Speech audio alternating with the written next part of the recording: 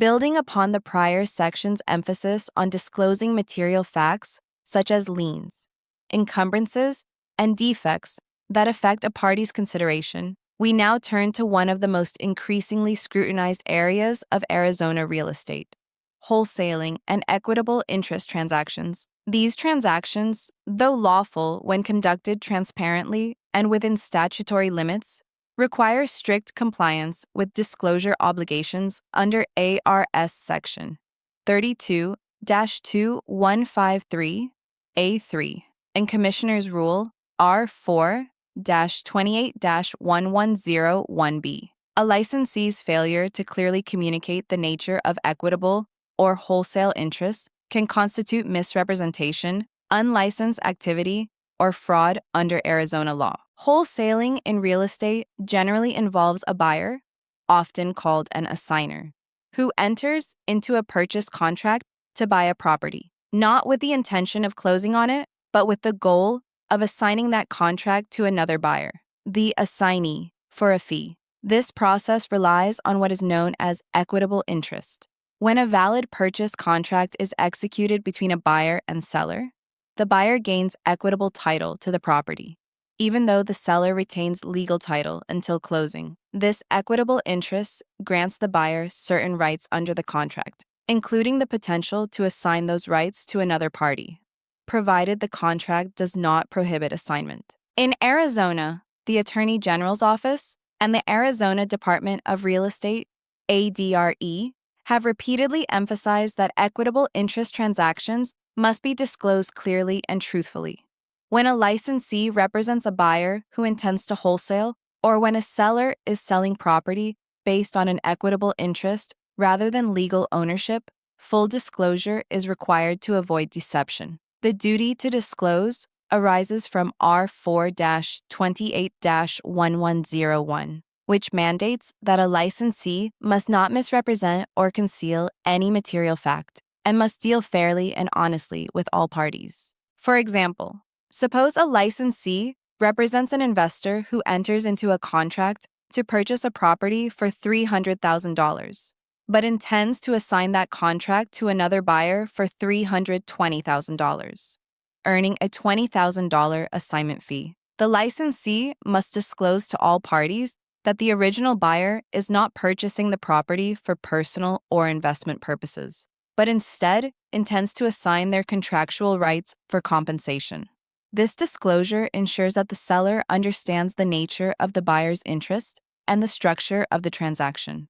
Failure to disclose this intent could lead to allegations of fraud or misrepresentation under ARS Section 44-1522, Arizona's Consumer Fraud Act. The Arizona Real Estate Commissioner has made clear in public statements and ADRE advisories that any individual or entity advertising a property for sale that they do not legally own must have a real estate license unless they are acting solely to sell their own equitable interest. Even then, advertising must make it abundantly clear that the seller holds an equitable, not legal, interest. A common violation occurs when wholesalers advertise a property for sale, instead of accurately advertising an assignable contract for sale. Misleading advertising in this manner constitutes unlicensed activity under Arizona Revised Statutes, Section 322165, punishable by fines, cease and desist orders, and potential criminal prosecution. When a licensee represents a seller who only holds an equitable interest, the obligation to disclose becomes even more critical. For instance, if the seller has not yet completed the purchase of the property but is marketing it for resale, the listing agent must verify and disclose that the seller does not currently hold legal title. The contract and all marketing materials must explicitly state that the seller's ownership is based on an equitable interest derived from an executed purchase agreement. This disclosure ensures that buyers are not misled into believing they are dealing directly with the property's legal owner. In AJ VLB 2023, the Arizona court ruled that a real estate investor's failure to disclose their intent to wholesale a property and their equitable interest in it constituted a deceptive trade practice under the state's consumer fraud statutes, the court found that by not revealing this information, the investor misrepresented the nature of the transaction, leading the seller to believe they were selling directly to the buyer rather than to a middleman seeking to profit from reselling the property. As a result, the investor was found to have engaged in fraudulent and deceptive business practices, allowing the seller to pursue legal remedies. This case established an important precedent in Arizona, clarifying that real estate investors have a legal duty to disclose both their wholesaling intent and any equitable interest they hold to the seller. In addition to disclosure, advertising plays a crucial role in equitable transactions. R4-28-502. A-C requires that all advertising be truthful and not misleading.